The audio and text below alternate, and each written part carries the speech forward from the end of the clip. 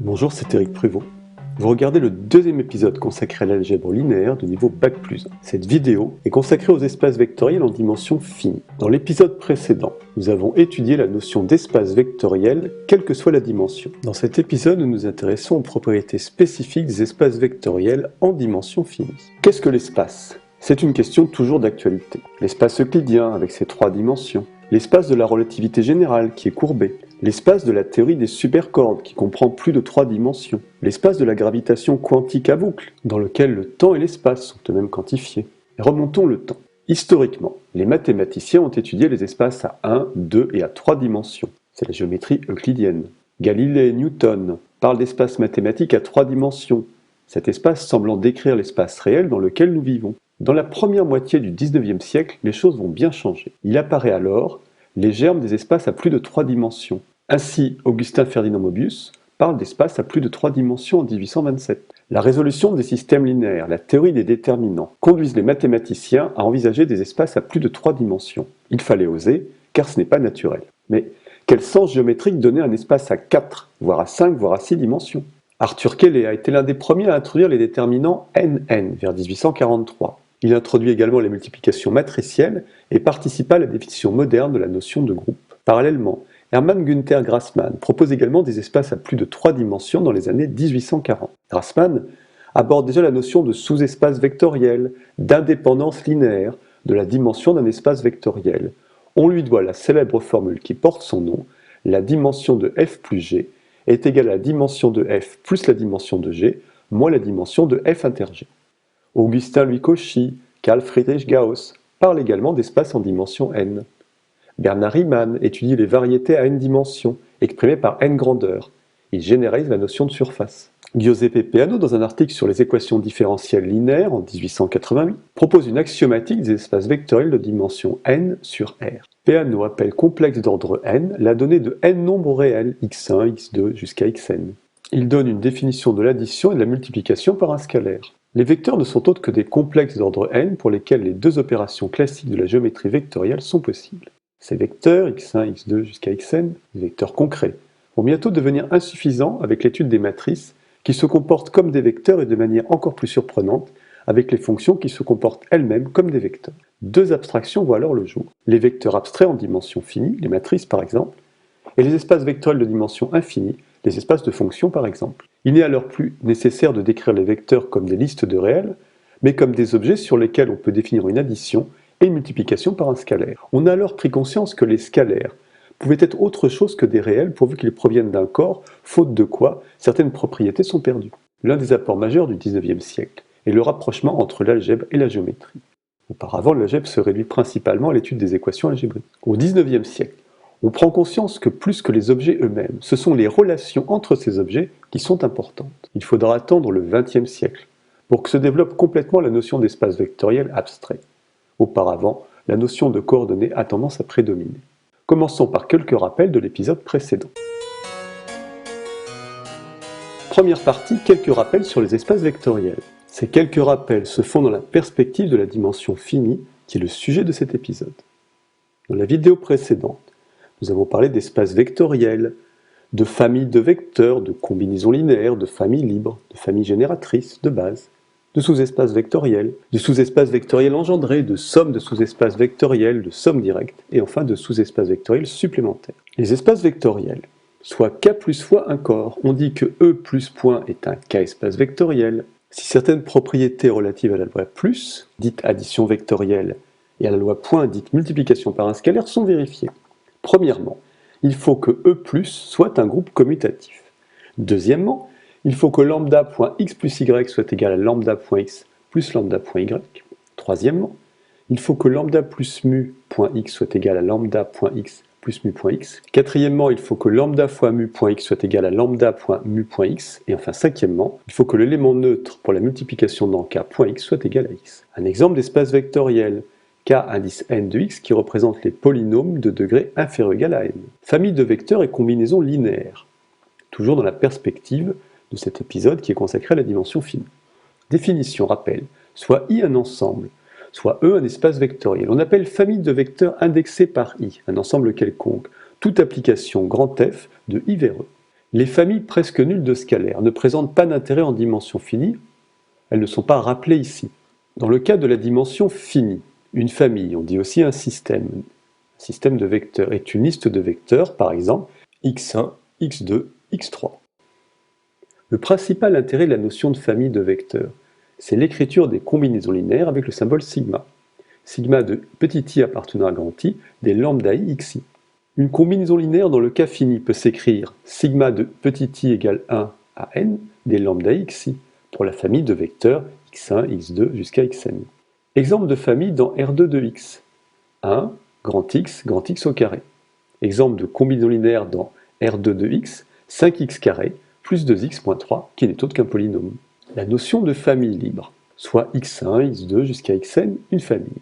Cette famille est dite libre si quel que soit lambda 1, lambda 2 jusqu'à lambda n appartenant à k puissance n, sigma de i égale 1 à n des lambda xi égale le vecteur nul de E implique que lambda 1 égale lambda 2 égale etc. jusqu'à lambda n égale 0.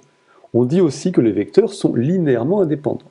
Notion de famille liée, soit x1, x2, xn, une famille, on dit que cette famille est liée s'il existe alpha 1, alpha 2 jusqu'à alpha n appartenant à k puissance n privé du 0 dans k puissance n, tel que sigma de i égale 1 à n des alpha xi est égal au vecteur nul. Définition. Soit f égale p0, p1 jusqu'à pn, une famille de polynômes de k de x. On dit que f est de degré échelonné si le degré de p0 est inférieur strictement au degré de p1, inférieur strictement au degré de p2 jusqu'à degré de pn. Proposition. Toute famille finie de polynômes non nuls de k de x de degré échelonné est libre. Cette propriété est intéressante dans les exercices. Une famille x constituée d'un seul vecteur est libre si et seulement si x est différent du vecteur nul de E. Une famille de n vecteurs est liée si et seulement si l'un de ces vecteurs est une combinaison linéaire des n-1 autres. La notion de famille génératrice, soit x1, x2 jusqu'à xn une famille. On dit que cette famille est génératrice si quel que soit un vecteur de E, on pourra toujours trouver un ensemble de scalaires alpha 1, alpha 2, alpha n, tel que le vecteur x égale somme de i égale 1 à n des alpha i xi. Une autre façon de voir les choses, x1, x2 jusqu'à xn est une famille génératrice de E si vec de cette famille est égal à E. La notion de base d'un espace vectoriel, soit une famille x1, x2, xn de vecteurs. On dit que cette famille est une base de l'espace vectoriel E si quel que soit x appartenant à E, il existe un unique n-uplet de scalaires alpha 1, alpha 2 jusqu'à alpha n tel que x égale i égale 1 à n des alpha i xi. La famille x1, x2, xn est une base de E si elle est libre et génératrice. Dans le cas d'une base, nous avons vu que tout vecteur de E s'écrit comme une combinaison linéaire des vecteurs de cette base, tels que les coefficients alpha 1, alpha 2 jusqu'à alpha n sont uniques. Ces coefficients sont appelés coordonnées, on dit aussi composantes du vecteur x, dans la base x1, x2 jusqu'à xn. Voyons maintenant la notion de sous-espace vectoriel engendré. Définition. Soit A une partie de E, où E est un K-espace vectoriel, on appelle sous-espace vectoriel engendré par A l'ensemble des combinaisons linéaires des vecteurs de A. Nous en avons fini avec les rappels sur les espaces vectoriels, et nous allons maintenant aborder la dimension finie proprement dite. Deuxième partie, définition de la dimension finie. Qu'est-ce qu'un espace de dimension finie? Définition. Soit E un espace vectoriel. On dit que E est de dimension finie s'il possède une partie génératrice finie. Qu'est-ce que la dimension d'un espace vectoriel de dimension finie? Définition et théorème. Soit E un espace vectoriel de dimension finie. Si E est différent du vecteur nul, alors toutes les bases sont finies et ont le même cardinal. Ce cardinal est appelé dimension de E. Et si E est égal au vecteur nul? Si E est égal au vecteur nul, alors par convention, on décrète que la dimension de E est égale à 0. La dimension d'un espace vectoriel est le nombre nécessaire et suffisant de directions à se donner pour générer par combinaison linéaire tous les vecteurs de cet espace. Ainsi, dans R1, tout vecteur se décompose de manière unique sous la forme x égale alpha u, pourvu que u soit non nul. Dans R2, tout vecteur se décompose sous la forme x égale alpha u plus bêta v, pourvu que u et v ne soient pas colinéaires. Dans R3, tout vecteur se décompose de manière unique sous la forme x égale alpha u plus bêta v plus gamma w, pourvu que u, v et w soient une base de R3. Comment calculer la dimension d'un espace vectoriel? Il suffit de trouver une base, Le cardinal de la base sera alors la dimension de l'espace associé. Et rappel, la dimension de l'espace vectoriel constitué de l'unique vecteur nul est égale à 0. Définition. Si la dimension de E est égale à 1, on dit que E est une droite vectorielle. Si la dimension de E est égale à 2, on dit que E est un plan vectoriel. Exemple en dimension finie, soit n et p différents de 0. K puissance n plus point est un espace vectoriel de dimension finie dont la dimension est égale à n. K indice n de x plus point est un espace vectoriel où k indice n de x est l'ensemble des polynômes de degré inférieur ou égal à n. Cet espace est de dimension n plus 1. M indice np de k plus point est un espace vectoriel où mnp de k désigne l'ensemble des matrices à n lignes et p colonnes sur un corps k. Cet espace vectoriel est de dimension n fois p. Théorème. Soit E un k-espace vectoriel de dimension finie n. Alors toute partie libre possède au plus n éléments. Théorème. Soit E un k-espace vectoriel de dimension finie n. Alors toute partie génératrice possède au moins n éléments. Comment trouver une base d'un espace vectoriel? Différents théorèmes vont nous aider. Le théorème de la base incomplète, le théorème de la base extraite et la taille de la famille. Trouver une base, méthode numéro 1. Théorème de la base incomplète. Soit E un k espace vectoriel de dimension finie n supérieur ou égal à 1. Toute famille libre de E peut être complétée par un nombre fini de vecteurs en une base de E. Corollaire. Tout espace vectoriel de dimension finie possède au moins une base. Deuxième méthode. Théorème de la base extraite. Soit E un k espace vectoriel de dimension finie n supérieur ou égal à 1. De toute famille génératrice de E, on peut extraire une base de E. Troisième méthode, théorème. Soit E un k espace vectoriel de dimension finie n supérieur ou égal à 1. Toute famille libre de cardinal petit n est une base. Toute famille génératrice de cardinal petit n est une base.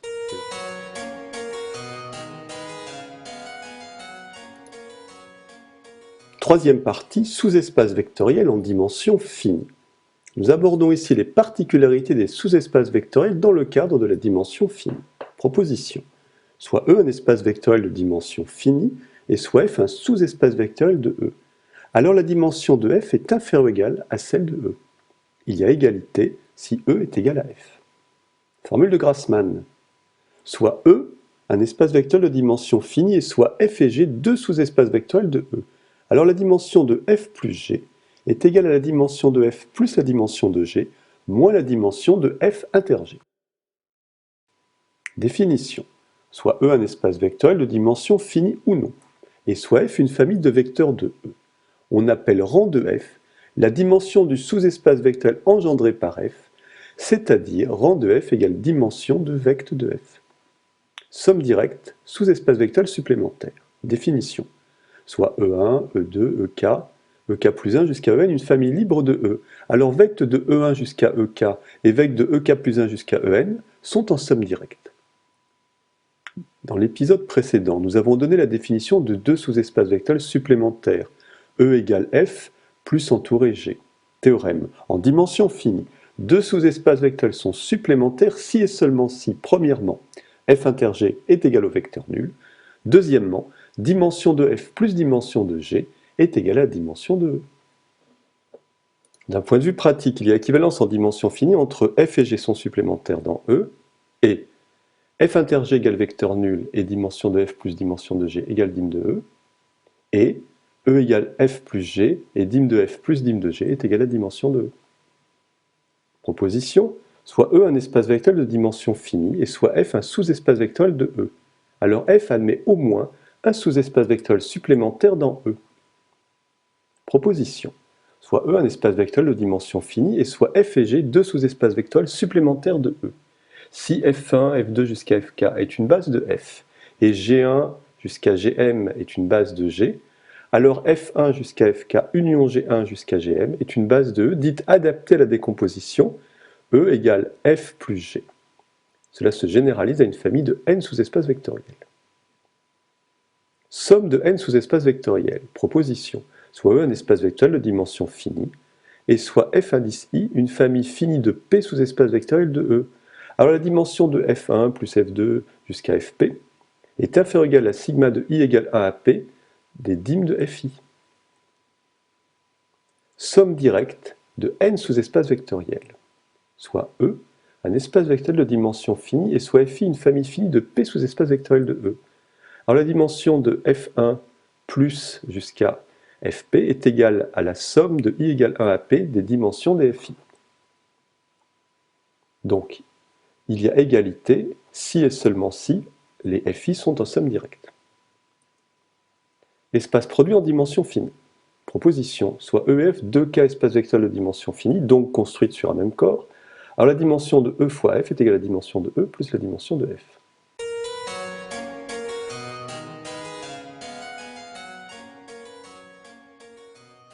Quatrième partie pour aller plus loin.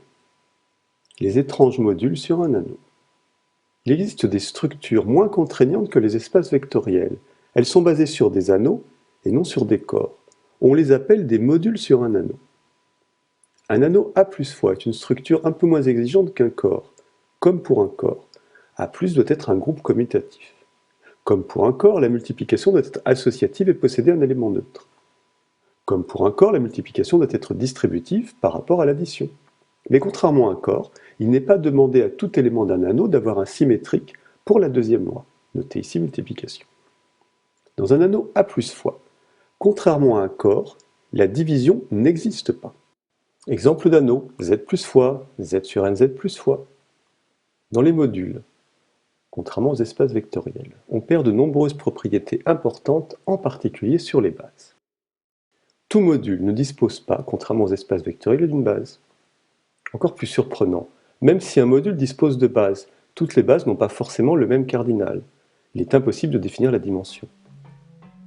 Exemple de module sur un anneau, le module sur l'anneau des polynômes a une indéterminée.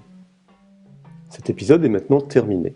En vous abonnant à Math+1, vous recevrez une notification dès qu'une nouvelle vidéo est mise en ligne. Un profil Facebook est également associé à la chaîne. C'est le profil Math+1. Vous y trouverez des informations détaillées sur le fonctionnement de la chaîne. Merci et à bientôt.